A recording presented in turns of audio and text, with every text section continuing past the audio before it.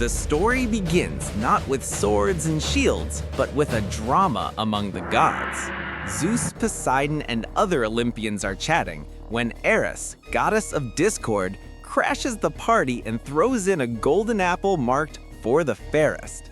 Immediately, the goddesses start arguing, scratching, and tumbling like doodled wrestlers in the sky. It's less divine elegance, more like figures brawling with cartoon sparks flying. To settle the fight, Paris, a Trojan prince known more for daydreaming than diplomacy, is chosen to judge. Hera, Athena, and Aphrodite each promise him outrageous gifts if he picks them. Hera flexes muscles, offering power. Athena waves a tiny doodle spear, promising wisdom. Aphrodite simply draws a heart above her head, promising the love of the most beautiful woman alive. Paris, being a classic simp, instantly gives the apple to Aphrodite. This decision sets off chaos. Aphrodite keeps her promise by guiding Paris to Helen of Sparta, a woman so beautiful even in stick form that all the doodle heads turn into heart emojis. Helen, unfortunately, is already married to King Menelaus, but that doesn't stop Paris. He simply grabs her hand and with sneaky steps drags her back to Troy. Cue the first sparks of the legendary war, all because of a doodled crush. When Menelaus finds Helen missing, he loses his temper. He stomps around Sparta, sparks popping above his round head, shouting to the Greek kings that Troy has crossed the line. Soon, a whole coalition of warriors is drawn: Odysseus, Agamemnon, Achilles, and more. Each one is introduced like a fighting game character, with flashy names and exaggerated poses. The Aegean Sea suddenly fills with ships, each looking like paper boats doodled on lined paper. Meanwhile, in Troy, King Priam greets Paris and Helen with worried brows. Hector, Paris's older brother, facepalms so hard his head wobbles. He knows this won't end well. But Paris shrugs and doodles a big heart in the air, acting like it's worth it. Troy braces itself, walls reinforced, while citizens peek nervously from tiny square windows. The stage is set for a war of epic proportions. The Greeks land on Trojan shores like a swarm of renegades charging across a notebook. Achilles, their superstar warrior, rushes in first. His figure glows with golden armor lines, intimidating everyone. Trojans scramble, some trip over their own legs, others try to hide behind shields. The clash begins. Swords clink, spears bounce, and exaggerated pow sound effects fill the air like comic panels coming to life. Battles drag on for years. Soldiers march, fight, fall, and respawn in every skirmish. Arrows fly like rain, landing with cartoonish twang sounds. Yet no side truly wins. The Greeks rage outside Troy's tall walls, while Trojans defend with fiery arrows drawn like squiggly red lines. The gods themselves step in, each doodled deity picking a side. Zeus sends thunderbolts, Athena guides arrows, while Aphrodite rushes in with bandages whenever Paris gets hurt. Among the chaos, one duel stands out: Paris versus Menelaus. The two face off in dramatic slow motion, weapons shaking in oversized cartoon hands. Just as Menelaus is about to land the final blow, Aphrodite literally snatches Paris out of the frame and drops him safely in Helen's arms. Menelaus screams in frustration, sparks scribbled all around his head. The war continues, unresolved, but drama levels skyrocket. Achilles becomes the star of countless battles, practically untouchable. His spear pierces through enemies like a pencil line slicing paper.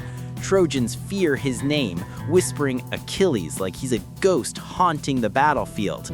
But every hero has a flaw, and Achilles is his heel. Hidden weakness or not, he's a walking war machine, until destiny starts drawing a darker scene. The tide shifts when Hector, noble Trojan warrior, faces Achilles. Their duel shakes the ground. Sparks and jagged lines explode with every clash of weapons. Despite his honor and skill, Hector falls. Achilles drags his body behind a chariot, a harsh scribble of vengeance across the battlefield. The Trojans weep, while King Priam later sneaks into the Greek camp, humbly begging for Hector's return.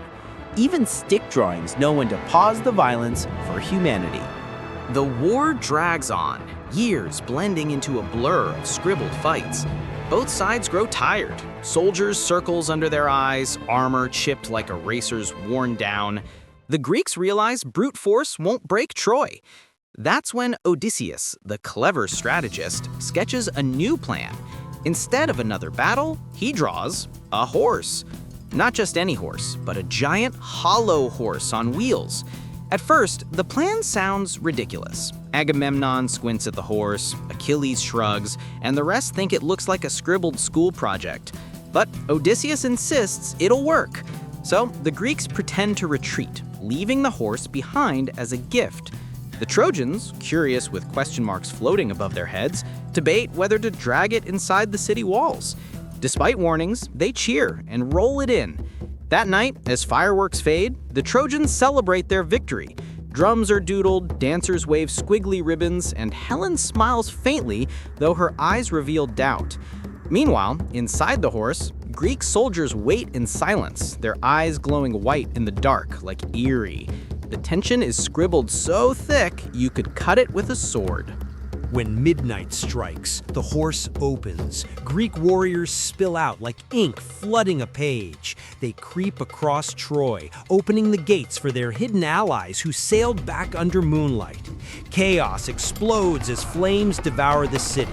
Houses drawn with simple lines crumble.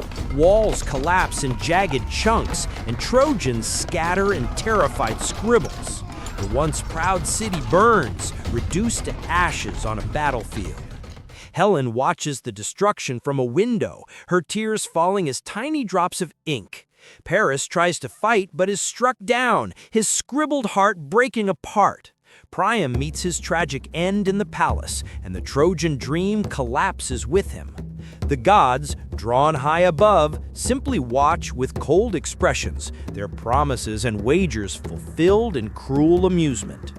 In the aftermath, the Greeks claim victory, though their joy is smeared with exhaustion and loss. Achilles himself doesn't live to see the end, felled by an arrow piercing his infamous heel. Odysseus returns home only to face another epic journey. War ends, but peace feels like another doodle waiting to be erased. The Trojan War becomes less about who won or lost and more about how fragile even the strongest lines can be. Love sparked it, pride fueled it, and clever tricks ended it. Yet in every sketch, from Paris's heart to Hector's courage, from Achilles' rage to Odysseus' schemes, we see human stories drawn with simple lines but heavy meaning. As the flames die down and smoke curls like fading pencil smudges, the story of Troy lives on. They may fall and cities may crumble, but their legends remain inked forever in history. And so, the tale of the Trojan War closes, a timeless reminder scribbled across generations. Sometimes even the simplest drawings carry the heaviest truths.